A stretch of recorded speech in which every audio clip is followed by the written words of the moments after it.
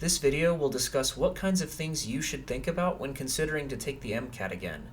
This is a really tough thing to consider, so it's important that you know the data and risks involved with taking it again. Just as a quick reminder, there are a few rules about retaking the MCAT which I go over more during my overview video, but basically there is a limit to how many times you can take it.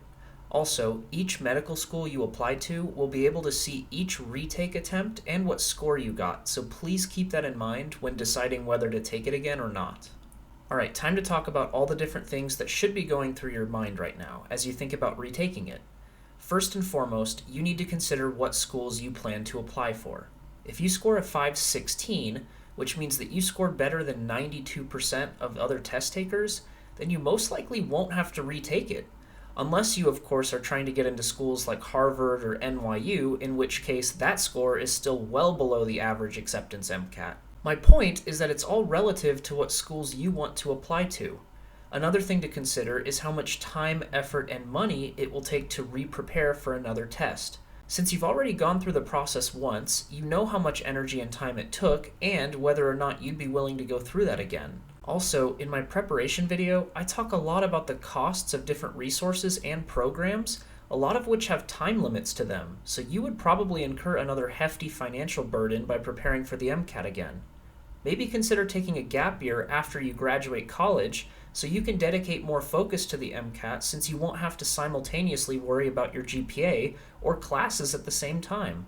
Gap years are also great for many other things, like I talk about in the video all about taking a gap year. But if you are considering taking the MCAT again, it could be a great excuse to take a gap year. Finally, you have to really do some reflecting and ask yourself if it's really worth it. Will the benefit of going through all of that effort and struggle really make the difference when you take the test again? If so, then sure, definitely consider taking it again. But if you feel like even if you study all over again, the best you're going to do is raise your score by a few points, then it might not be worth it. It's all about what you are willing to do and risk. Before we get into more things you have to do if you choose to retake it, I want to show you some quick data. This was a study that was done by the AAMC between the years of 2021 and 2023, looking at medical school acceptance by average GPA on the left and average MCAT score on the right. So if you know your current GPA and what grade you got on the MCAT, you can see what percentage of students were accepted to medical school with those same statistics. Or, if you haven't taken the MCAT yet and you're watching this video beforehand, you can use your own GPA to figure out what MCAT scores you should aim for based on what the acceptances were. However, this graph does not take into account the wide range of acceptance MCAT scores among the different schools, so it's difficult to make a decision based on this. Rather, I could show you statistics from specific schools.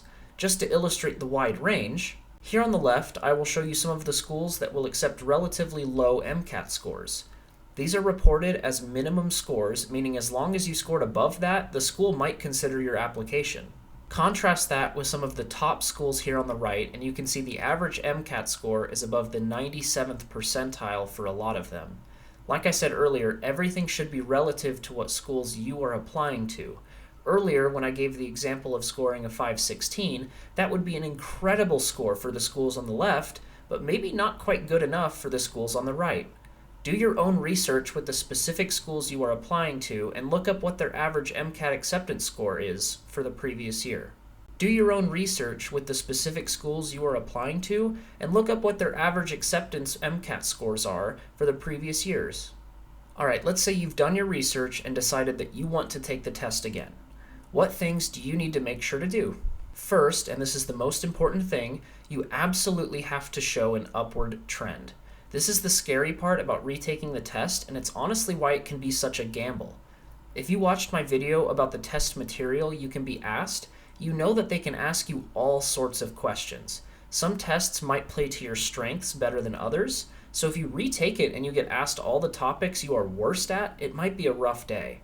The reason why you have to do better the second time around is because doing the opposite looks really bad to schools. You really want to make it seem as though you can learn from your mistakes and improve upon them, since you're bound to make many mistakes in your future as you pursue medicine. Okay, let's say you are confident that you can improve your score. What next? You have to change how you prepare for the test. While yes, to some extent, your score may have had something to do with bad luck on what topics were being asked, but to substantially change what you score, you need to change your preparation strategies. If you tried self studying, maybe consider some of the professional MCAT programs that are out there. And if you tried one of those, maybe consider doing a self study where you can really control your schedule and focus on your weak areas. Go check out my preparation video if you want to learn more about all the options and resources that are out there and what the costs will look like. Last but not least, you need to set a realistic goal for yourself. Look at the data for the schools you want to apply to and set a goal beyond that. If you're trying to get into a school with an average MCAT acceptance of 510, shoot for something like a 513 on your practice tests, so even if you get a tougher exam, when the real thing comes around, you have some buffer room. On the other hand, you don't need to stress about trying to make a 520 if you aren't trying to get into Harvard Medical School.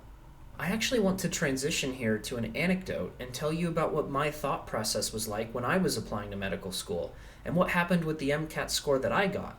A little bit about me though, real quick. I am a Texas resident, which means I am pretty much incentivized to attend a Texas medical school.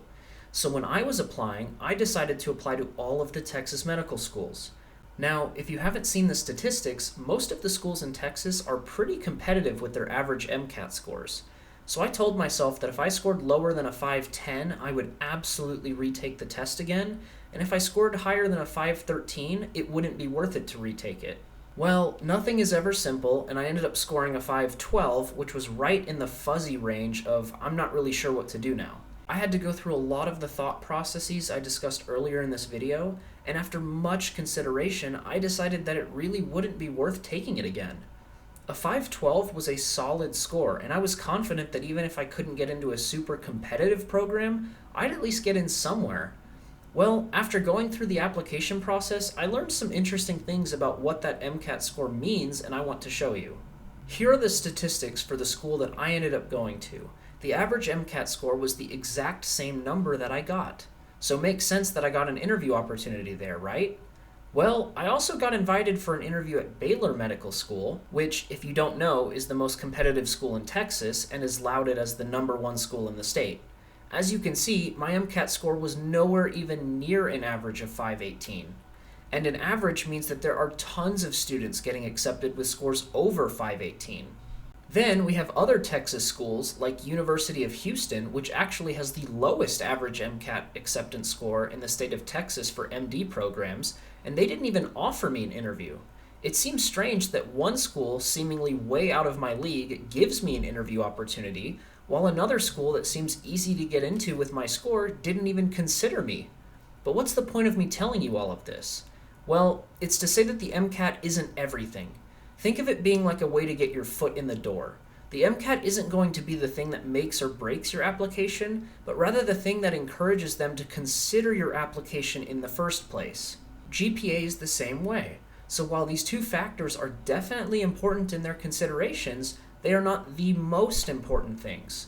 Who you are, what you've accomplished, and what makes you unique are the most important. So after telling you all of that, is there a score where you should just absolutely retake the test no matter what? Well, to answer that for yourself, you should approach it like I did with mine. Look at what schools you are applying to and consider what scores they average. You don't need to necessarily reach that average to be considered, but you should be relatively close enough to it that the school will consider the rest of your application.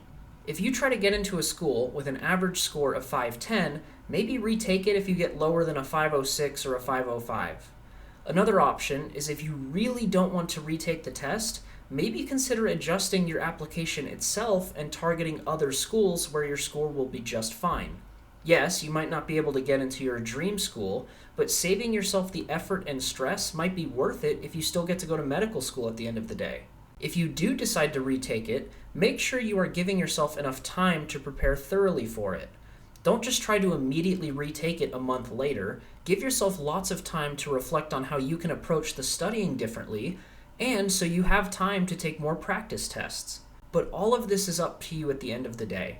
You need to really ask yourself if taking it again would be worth it, and if you decide it would be, go for it. I'll end by re-emphasizing the point of my little anecdote earlier. Yes, the MCAT is a big, scary test that we all think will make or break our applications. But the truth is, you should really be focusing more on other aspects of yourself that will make you stand out. So many people can make a high GPA and score well on a test, but medical schools want a reason to take you as a student. They want to see what makes you unique, what makes you stand out, and what makes you an attractive applicant. So remember, the MCAT isn't the end-all be-all, it's just an important consideration when schools are deciding to look at the rest of your extensive application.